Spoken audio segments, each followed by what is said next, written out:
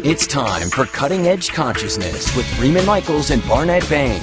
Thought-provoking discussions and bold ideas from the edge of possibility. Describe a pleasure in which you don't regularly indulge. Okay. Describe a pleasure that I don't regularly indulge. Yeah. Okay. It's not a bad question. I could have said, why is it preferable to wear tight pants? But I didn't. A pleasure. Do you want to take the first question? Sure. I don't regularly indulge in being appreciative, aware of my own care and appreciation for the life that I am leading, for how I have gotten here, for the wonder, for the absolute disconnect, nonsensical connections that have brought me, the non-linear path that has brought me to where I am in my life, that has made me open to the experience of what matters to me for the first time. That is a deep pleasure, and it's such a pleasure that it requires me being very more fully in my body than I am than is my default setting. And so there is a certain habituated there's an awkwardness because I have a certain habituated relationship with my body and with my system, how I hold myself with my breath. And when I am that in tune and that grateful, it drops me out of my mind and into my body, and that is a little bit awkward. All right, I'm going to answer. Ask the question again, too. I like that answer, by the way. I just want to be reminded. Well, thank you.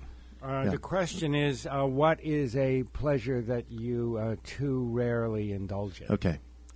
It goes back to our New Year's show, and it relates to intimacy and connection. It could be sexual, but it's not required to be sexual, but it is with my wife.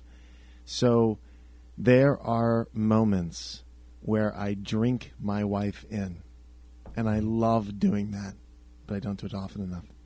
And so if you ask me, a pleasure that I don't indulge in often enough is really drinking in my wife and her differentness. I mean, I think I've told the story about this moment in time.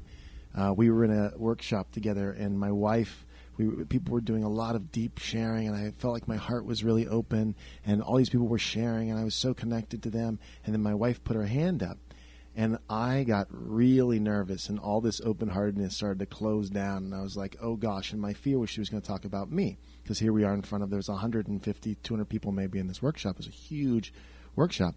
And she got up, and I consciously worked through my anxiety, and I wanted to show my wife the same open-heartedness, equally, at the very least, that I had shown to these virtual strangers. And in that moment, it was a real moment where I said, wow, I really see you. And we were going to lunch right after her. She was the last one before we went to break. And I said, let's just go to lunch together. And on the way to lunch, I said to her, I really see you, and I really love you for exactly who you are. And I feel like that was a big moment. And I was drinking her in. I was really being with her otherness. I wasn't requiring her to be something so that I was okay. And I made that distinction that I was saying I love you, meaning I see you, versus I love you, don't leave me. Versus I love you, take care of me. I love you in the context of how I feel safe. I need you. Yeah. Big. And I mean, that's sort of the message of so much of the cultural conditioning around love. I need your love. I need you, It's baby. every love song. You listen to these love songs, and they're just this tortured ballad of what you did to me, of codependency. Exactly. And, so when I'm really connected to drinking my wife in not as an extension of me, as a separate person that I get to be with in this very intimate, very spectacular earth walk that we're doing together, that we're calling our marriage. It fills me up. That's beautiful.